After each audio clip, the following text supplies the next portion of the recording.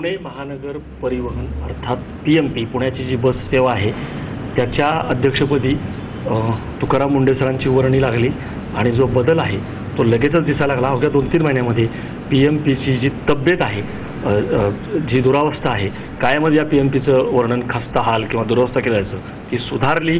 एकूणच कारभारामध्ये सुद्धा पारदर्शकता आणली. परंतु आता तुकाराम मुंढे आम्हाला नको आहेत, हटाव अशी मोहीम इथल्या लोकप्रतिनिधींनी सुरू केलेली आहे. या पार्श्वभूमीवरती स्वतः मुंढे सर आपल्यासोबत आहेत. आपण त्यांना विचारणार आहोत. सर, बदल हे व्हिजिबल आहे, म्हणजे दिसत आहे, लोकांचाही फीडबॅक आहे, सामान्य माणसांचा, आणि तुम्ही ज्या पद्धतीनं सुधारणा आणताय.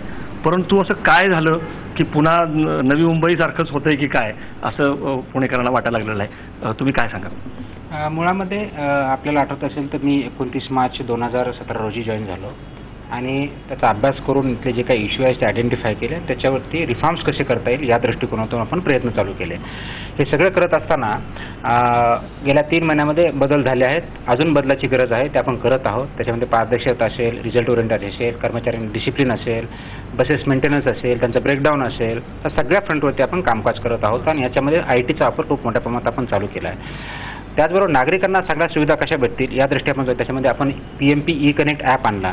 त्याच्या माध्यमातून ग्रीव्हन्स करण्यासाठी किंवा बसचं लोकेशन, बस ट्रॅकर ह्या दोन्ही फॅसिलिटी आपण दिल्या. त्याच्यामुळं नागरिकांना सोयीसुविधा कशा होतील, त्यांचा प्रवास योग्य दिशेने कसा होईल किंवा त्यांना प्रवासासाठी थांबावं लागणार नाही, त्यांना घरी बसल्याही कळेल की आपल्याला किती वाजता जायचं आहे, बस किती वाजता येते, ह्या सुविधा आपण चालू केल्या. हे सगळं करत असताना आपले जे लॉसेस आहेत हे लॉसेस कमी करणं गरजेचं आहे. त्या दृष्टिकोनातून आपल्याला काही निर्णय घेणं कर्मप्राप्त आहे.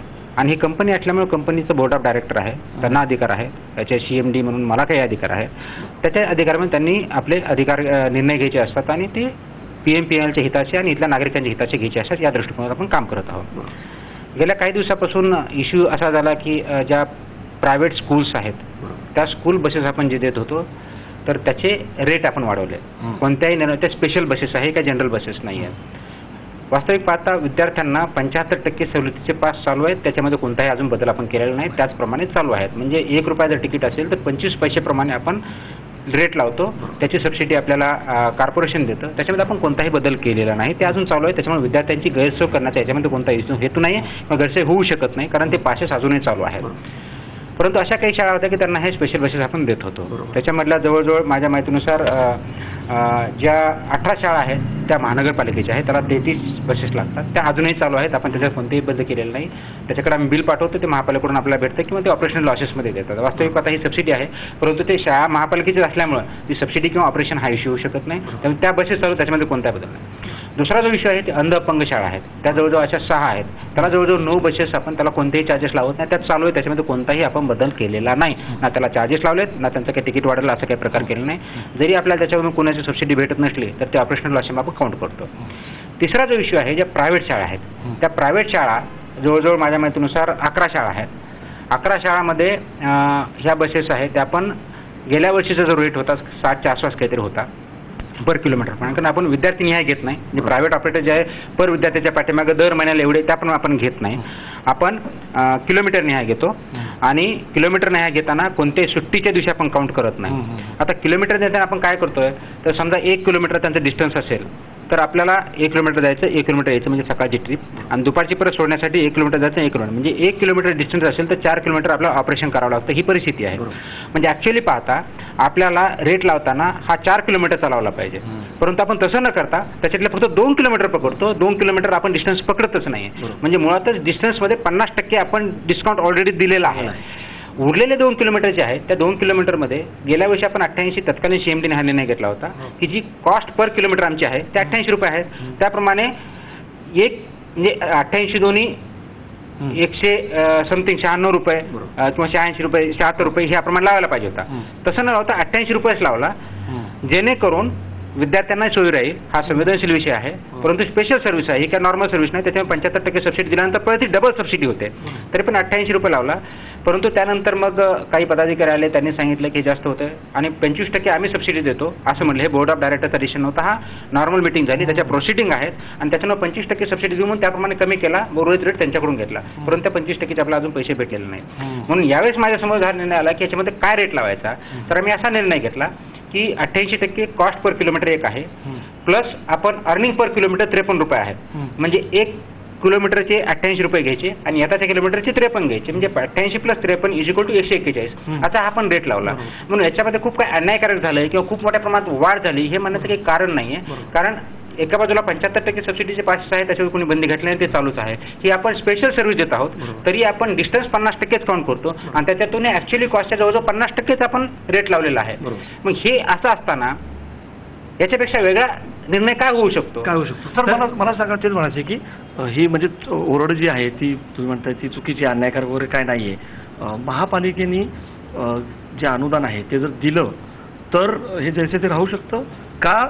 तुम्हाला असं वाटतं की नाही आता ही वेळ आलेली आहे, ही दर पद्धती लागू केली पाहिजे? माझा मुद्दा एवढाच आहे की हा 141 रुपयाचा रेट पर किलोमीटर जो आहे तो आपण विद्यार्थी न्याय घेत नाही. विद्यार्थी न्याय जर घेतलं त्याची कॉस्ट आणखी जास्त जाते. आपण कारण सर्वसाधारण 60ची आपली सिटिंग कॅपॅसिटी 70च्या आसपास मुलं जात असतील ते आपण काउंट करत नाही. कारण आम्ही बस ही शाळेला देतो, आम्ही पालकांना देत नाही. आणि याच्यामध्ये शाळेसुद्धा रिस्पॉन्सिबिलिटी घ्यायला तयार होत नाहीत. याच्यावर अनेक प्रसंग झाले. त्याच्यामुळे ज्या शाळा रिस्पॉन्सिबिलिटी घ्यायला तयार होतात आम्ही पैसे चेकनीच घेतो, शाळेमार्फतच घेतो. हा एक भाग. दुसरा 141 रुपयाप्रमाणे आम्ही लावलेला रेट आहे. जर याच्यामध्ये कॉर्पोरेशनला कोणा मदत करायची असेल त्यांनी सबसिडी दिली तर मला काही अडचण नाही. हा निर्णय त्यांना घ्यायचा आहे. आता मूळ मुद्दा असा आहे की ते म्हणतात की हे ऑपरेशन लॉसेस आम्ही देत होतो. हा ऑपरेशन लॉस नाही आहे, हा बेसिकली सबसिडी आहे. ऑपरेशन लॉस तो असतो ज्याच्यामध्ये ऑपरेशनमुळे लॉसेस येतात, की तुम्ही स्पेशल सर्व्हिस देताय. उद्या असं होईल की तुम्ही 75, गेल्या वर्षी कॉर्पोरेशनने, पुणे कॉर्पोरेशन असा निर्णय घेतला होता की तुम्ही 25% रेट लावा, 75% कमी करा. पण ते 75% कोण देणं याच्यात नमूद नाही आहे. आणि पालिका प्रशासनाने हा निर्णय विखंडनासाठी शासनाकडे पाठवला आहे. याचाच अर्थ असा होतो की ते ती सबसिडी द्यायला तयार नाही आहेत. म्हणजे 75% लॉसेस करून आज समजा 11 शाळा आहेत त्यांना आपण दिला, उद्या 500 शाळा माझ्याकडे येतील तर 500 शाळाचे हे 75% लॉसेस हे कोण देणार? हा आपल्यासमोर खूप मोठा प्रश्न आहे. आज मी 11 शाळांना देऊ शकतो असं जर तुम्ही म्हटलं 11 शाळा द्या, उद्या बाकीच्या कोणत्या हाताने नाकारणार? मी नाकारू शकत नाही. आणि म्हणून 141 रुपये हा खूप रिजनेबल रेट आहे. त्याचं मी कारण म्हणून साधता केली. अपेक्षा एवढीच आहे की याच्यामध्ये जर कोणाला काही द्यायचं असेल, कॉर्पोरेशन डिस्काउंट द्यावं, सबसिडी आम्हाला द्यावी, आम्हाला काही अडचण नाही. आम्हाला 141 रुपये पर किलोमीटर मागतं, त्याच्यामुळे लॉसेस कमी होतात. लॉसेस काय बंद होत नाही. कारण आता मी कॅल्क्युलेशन केलं त्याच्या 4 पट रेट पाहिजे, याच्या दुप्पट तरी लागला पाहिजे, त्यावेळेस कुठं लॉस येणार नाही अशी परिस्थिती आहे. परंतु हे सगळं असताना याच्यामध्ये जर काय भूमिका घ्यायची असेल तर ती माझी भूमिका मी स्पष्ट केलेली आहे. त्याचं कारणच एवढं आहे की हे आपल्याला लॉसेस कमी केले पाहिजे. दर महिन्याच्या 1 तारखेला, 5 तारखेला, 10 तारखेला आपण कर्मचाऱ्यांना पगार करतो. त्या पगारासाठीचे पैसे, डिझेलसाठीचे पैसे, स्पेअर पार्टसाठीचे पैसे आणि प्रायव्हेट ऑपरेटर त्याचे पैसे, याचा सगळ्यांचा खर्च जवळजवळ 68 कोटी रुपये दर महिन्याला येतो. आणि माझं इन्कम सर्वसाधारणपणे मी आलो त्यावेळेस पर डेला 1.32 किलोमीटर होतं, आता 1.50 किलोमीटर पण गेलेलं आहे, 1.50 कोटीपर्यंत गेलेलं आहे. म्हणजे जो 18 लाख पर डे याप्रमाणे वाढलेला आहे. म्हणजे यावेळेस जर 1.50 जर म्हटलं तर 45 कोटीच्या आसपास होतील. गेल्या महिन्यात आपला जवळजवळ 39 कोटी उत्पन्न झालं. म्हणजे हा जो गॅप आहे हे कुठून भरून काढायचा हा माझ्यासमोरचा खूप मोठा प्रश्न आहे. आणि म्हणून हे ऑपरेशनल लॉसेस असतील किंवा सबसिडी जे असतील तर हे आपण कुठेतरी भरून काढले पाहिजे. आता तुम्ही तुमची भूमिका स्पष्ट केलेले, निर्णय जो आहे तो पालिकेला घ्यायचा. पण मी केलेला ते असं म्हणतात की तुम्ही या सभागृहामध्ये आमच्यासमोर प्रेझेंटेशन करा, तुम्ही संचालक मंडळ जे आहे त्याच्या बैठकीमध्ये तुम्ही उपस्थित राहा. तुम्हाला असं वाटतंय का? मंडळाच्या बैठकीत होता त्याच्यामध्ये मी उपस्थित असतो, बैठकी झालेली पण त्याच्यामध्ये उपस्थित राहण्याचा प्रश्न येत नाही, उपस्थित राहिलेलोच आहे. दुसरं काय ते तुम्हाला कुठं बोलत आहेत? आणि तुम्ही जे म्हणता की आतापर्यंत अधिकारी जात होते, कधीच अध्यक्ष जात नव्हते, आता अजूनही अधिकारी जातात. काल सुद्धा मी अधिकारी पाठवले होते. पीएमसीला पण पाठवत असतो, जेएमडी पण जातात, जॉईंट मॅनेजर आहे किंवा पीसीएमसीला पण अधिकारी जातात. पहिल्यापासून जे जातात तेच अधिकारी जातात. त्याच्यामुळे माझ्या बाजूने कुठेही अडकाटी नाही आहे. त्याच्यामुळे त्यांनी काय करावं याच्यावर मी कमेंट करू शकत नाही. परंतु माझ्या दृष्टीने की मागणी अनाठाई आहे, तुम्ही स्वतः येणं आणि तुम्ही काय येत मला वाटतं की आपण याची हिस्ट्री जरी बघितलं तर त्याचे उत्तर भेटेल. कारण याच्या पाठीमागे सीएमडीला बोलून असे निर्णय घेतले जात होते का सीएमडी इथे घेत होते, याचा इतिहास बघितलं त्याचं उत्तर भेटू शकेल आपल्याला. बरोबर. सर, तुमच्यावरती परत एकदा म्हणजे तुमच्या कार्यपद्धतीबद्दल आक्षेप घेतले जात आहेत. म्हणजे तुम्हाला काय नवीन नाही आहे. तुकाराम मुंडे हे मनमानी करतायत, हे लोकप्रतिनिधींचा अपमान करतायत असं वगैरे. तर हे तुम्हाला यात कितपत तथ्य वाटतं तुम्हाला की तुम्ही अवमान करतात, लोकप्रतिनिधीपेक्षा तुम्ही वरचढ आहात असं दाखवतात, असे जे काही आक्षेप घेतले जात आहेत सर्वपक्षीय नेत्यांकडून? मला असं वाटतं की याच्यामध्ये तथ्यांश नाही आहे. मी कुणाचा अवमान करत नाही, करणार नाही, करण्याचं काही कारण पण नाही आहे. जी प्रोसिजर आहे त्याप्रमाणे चालण्याचा प्रयत्न करतो. जे पब्लिक इंटरेस्ट आणि रूल ऑफ लॉ आहे त्याप्रमाणे चालण्याचा प्रयत्न करत असतो. त्याच्यामुळे मला असं तुम्ही 3 महिन्यातले म्हणजे काय माझ्या महिन्यात याच्यामधलं कोणाचा अवमान केला असं जर दाखवून दिलं तर मी ते मान्य करेल. मी असं कोणताही केलेलं नाही. ज्यांचा ड्यू रिस्पेक्ट आहे, रिस्पेक्ट आहे त्याप्रमाणे आपण करतो. मी कोणाचा अवमान करण्याचं काही कारण पण नाही. आणि त्याप्रमाणेच माझं बिहेवियर आहे आणि इथून पुढे कोणाचा अवमान करण्याचं काही कारण नाही. खरं तर जो मुद्दा म्हणजे या मुख्यमंत्र्यांनी पारदर्शकता हा शब्द वापरला, ती पारदर्शकताच तुम्ही त्या कारभारामध्ये आणलेली आहे आणि त्याचे रिझल्ट दिसत आहेत. त्यामुळे तुम्हाला कुठेतरी थोडंसं आश्चर्य वाटतंय की अशा पद्धतीचा फीडबॅक येतोय महापौरांपासून या सगळ्यांचा. खरं तर तुम्ही इकडे यावं यासाठीच आग्रह धरला गेला आणि आज आता तुम्ही काही काळामध्ये नकोसे झालेला आहात. नाही, त्याच्यावरती मला काही कमेंट करता येणार नाही. त्यांनी काय रिॲक्शन द्यावी किंवा त्यांचं काय perception आहे. पण काम करताना याचा हे वाटतं माझा प्रयत्न नेहमीच असा असेल की गव्हर्नन्स सुधारावं या दृष्टिकोनाच असतो. आतापर्यंतच केला आणि इथे माझा गव्हर्नन्स कसं इम्प्रूव्ह होईल या दृष्टिकोनातूनच आहे. दृष्टिकोन मुद्दा आहे. पिंपरी चिंचवडच्या ज्या स्थायी समितीचे अध्यक्ष आहेत त्यांचं पण म्हणणं आहे की खूप फटका बसतोय या मुंडेंच्या सगळ्या निर्णयामुळं, कार्यपद्धतीमुळं. तुम्हाला काय वाटतंय यात कितपत तथ्य आहे? त्याच्यामध्ये कोणताही तथ्यांश नाही आहे. याच्या अगोदरही आपण टेंडर केलं होतं. यावेळेस आपण टेंडर पब्लिक सेक्टरमध्ये केलेलं आहे. ज्या गेल्या वर्षी आपण त्या कंपनीला आपण काम दिलेलं होतं किंवा टेंडर दिलेलं होतं त्यांच्यावरती कमी डिझेल भेटतं ही FIR पण झालेलं आहे. आपण चेक केलेलं आहे. एका गाडीमध्ये 200-300 लिटर कमी आपल्याला भेटलेलं आहे. याचं रेकॉर्ड आहे. त्या अनुषंगाने आपण घेऊन सगळ्या जे STUs आहेत, स्टेट ट्रान्सपोर्ट युनिट असतात किंवा हे असतात, त्याच्यामध्ये ज्या पब्लिक सेक्टर आहेत त्यांना सगळ्यांना विचारलं जातं तुमचे रेट काय, रेट सारखेच असतात, त्याच्यामुळे फरक नसतो. आपण त्याप्रमाणे कारवाई केलेली आहे आणि हे सगळं करत असताना रेट सारखा असल्यामुळे बाकीच्या ज्या फॅसिलिटी तुम्ही काय देऊ शकता ते त्याच्यामध्ये आम्ही मागितल्या. त्यांचं प्रेझेंटेशन इथं घेतलं. ते कमिटीसमोर झालं. 4-5 आम्ही अधिकारी होतो. म्हणजे माझे ऑडिटर होते, माझे कॅफो होते, माझे भांडार अधिकारी होते, JMD होते, मी होतो. आमच्यासमोर प्रेझेंटेशन झालं. त्याच्यानंतर त्यांचे कोट होते, ते कोट घेतले. त्याच्यामध्ये तुम्ही काय फॅसिलिटी आम्हाला देऊ शकता आणि ह्या सगळ्या बघितल्यानंतर त्याच्यापैकी एक जण आपण निवडलेला. हे पूर्णपणे पारदर्शी प्रतिसाद आहे. आता रिलायन्सला गेल्या वर्षी दिलं त्यांनी ₹1 पर लिटर कमी दिलेलं होतं. पण आमच्याकडे रिपोर्ट असे आहेत की गेल्या 1-1.5 वर्षामध्ये जर बघितलं तर जे आपल्या टँकमध्ये डिझेल ओतल्यानंतर त्याची किती कमी क्वांटिटी आली तर जवळजवळ आमची आकडा काढला आहे तो 50,000 ते 70,000 लिटर कमी त्याच्यामध्ये आलेलं आहे. हे आमच्या निदर्शनास झाल्याचे रिपोर्ट पण याचे आम्ही नोटीस त्यावेळेस पण दिलेले आहेत, माझ्या अगोदर पण दिलेले आहेत. मी आल्यानंतर ते चेक केलं, त्याच्यानंतर FIR पण झालेला आहे आणि त्याच्यामध्ये FDAने सुद्धा FIR केलेला आहे. म्हणजे ह्या सगळ्या गोष्टीचा अनुभव घेता जरी रेट तुम्हाला वास्तविक कमी वाटत असेल त्याची क्वांटिटी क्वालिटी याच्यामध्ये जे आपला अनुभव आहे त्याच्या आधारे आपल्या जे PSUs आहेत त्यांना आम्ही बोलवलेलं आहे आणि सगळीकडे त्यांना बोलवलं, त्यांचं प्रेझेंटेशन केलं, त्यांचे रेट आणि त्याचे काय फॅसिलिटी देतात हे बघितलं. याच्यामध्ये जास्तीत जास्त ऑटोमॅटिक गोष्टी कशा देता येतील याच्यावरती भर दिला आणि ते समोर ट्रान्सपरंट आहे.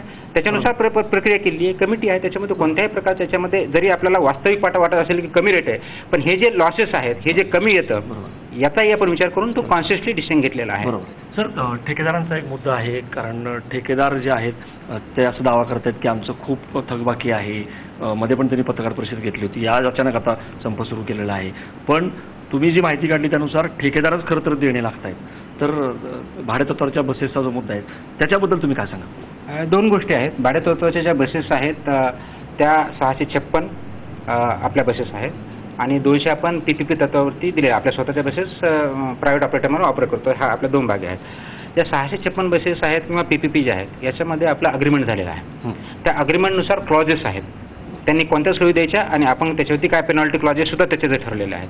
मी आल्यापासून एवढंच बघितलं की जे क्लॉजेस आहेत त्यानुसार तुम्ही काम करा. जिथं चुकत असेल त्याची पेनॉल्टी तुमच्या क्लॉजेसनं. याच्या बाहेर मी एक शब्दही गेलेलो नाही. आता ते जर त्यांना मान्य नसेल तर म्हणजे ते अग्रीमेंट त्यांना मान्य नाही असा त्याचा अर्थ होतो. तरी पण आम्ही जे पेनॉल्टी लावली ती कमी लावलेली आहे. त्याच्यामध्ये स्टॉप स्किपिंगसाठी काही पेनॉल्टी आहे.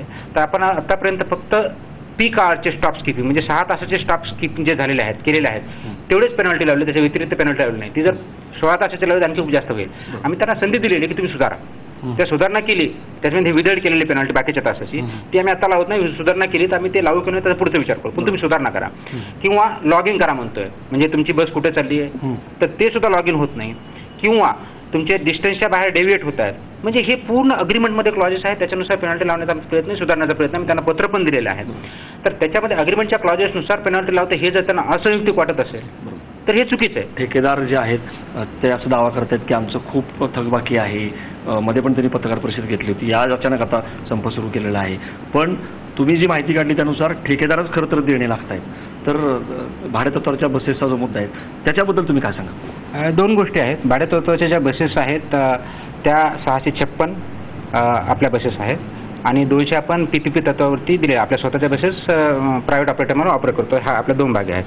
ज्या 656 बसेस आहेत किंवा PPP ज्या आहेत याच्यामध्ये आपला अग्रीमेंट झालेला आहे. त्या अग्रीमेंटनुसार क्लॉजेस आहेत.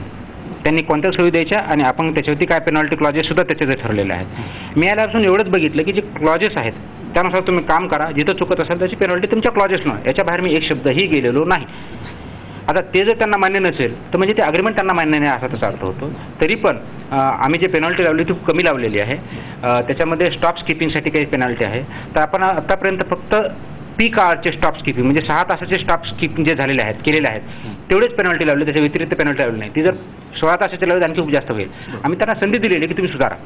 त्या सुधारणा केली त्याच्यामध्ये विदळ केलेली पेनॉल्टी बाकीच्या तासाची ती आम्ही आता लावत नाही. सुधारणा केली तर आम्ही ते लावू किंवा त्याचा पुढचा विचार करू, पण तुम्ही सुधारणा करा किंवा लॉग इन करा म्हणतोय. म्हणजे तुमची बस कुठे चालली आहे तर ते सुद्धा लॉग इन होत नाही किंवा तुमचे डिस्टन्सच्या बाहेर डेव्हिएट होत आहेत. म्हणजे हे पूर्ण अग्रीमेंटमध्ये क्लॉजेस आहेत, त्याच्यानुसार पेनॉल्टी लावण्याचा प्रयत्न, सुधारण्याचा प्रयत्न आम्ही त्यांना पत्र पण दिलेलं आहे. तर त्याच्यामध्ये अग्रीमेंटच्या क्लॉजेसनुसार पेनॉल्टी लावते हे जर त्यांना असंयुक्तिक वाटत असेल तर हे चुकीचं आहे. आणि म्हणून माझ्या माहितीनुसार ते कोर्टात पण गेलेत, कोर्टात पण आम्ही त्याच्यामध्ये उत्तर देऊ. त्यांनी गेलेले आहेत. तर मुळात मुद्दा असा आहे की आम्ही क्लॉजच्या बाहेर कोणतंही काम करत नाही. क्लॉजेस मी सांगितले त्यानुसार त्यांनी सर्व्हिस देणं अपेक्षित ती त्यांनी दिली पाहिजे. गाड्या व्यवस्थित मेंटेनन्स पाहिजे, त्यांचे ब्रेकडाऊन जास्त होतात, त्याचेही नॉर्म ठरलेले आहेत. तर त्यानुसार आम्ही काम करतोय. आज त्यांनी जे केलेलं आहे की आम्हाला मला SMS आले की आम्ही स्ट्राईकवर नाही, फक्त आमचे ड्रायव्हर मान्य करत नाही, ड्रायव्हरवर आमचं निगोशिएशन चालू आहे. हा त्यांचा इंटरनल प्रश्न आहे. म्हणून त्याच्यामुळे त्यांनी जर ते रस्त्यावर आणलं नाही तर आम्हाला पर्याय आहे ना, एसेन्शियल कमॉडिटीज जो आपला एसेन्शियल सर्व्हिसेस ॲक्ट आहे तो आम्हाला वापरावा लागेल. त्यांचा आम्ही नोटीस पण ऑलरेडी दिलेली, तुम्हाला जे दाखवतोय त्यानुसार नोटीस पण दिलेली आहे. माझी त्यांना विनंती आहे की त्यांनी हा अशा गैरकृत्या करू नयेत. कॉन्टॅक्टमध्ये लिहिले त्याच्या लोकांना वेटीस धरू नये. आणि आजच्या डेटला आत्ताही 1200 ते 1250 बसेस रस्त्यावरती आहेत. त्याच्यामुळे फक्त 300 बसेसच्या आसपासचा प्रश्न फार नागरिकांना त्रास राहणार. थोडा डिले होईल तर डिले बेअर करा, पण बस डेफिनेटली येईल. त्याच्यामुळे आपल्या ज्या BRTSच्या बसेस आहेत त्याच्यावरती आम्ही डिस्प्लेवरती मेसेज पण पाठवला आहे.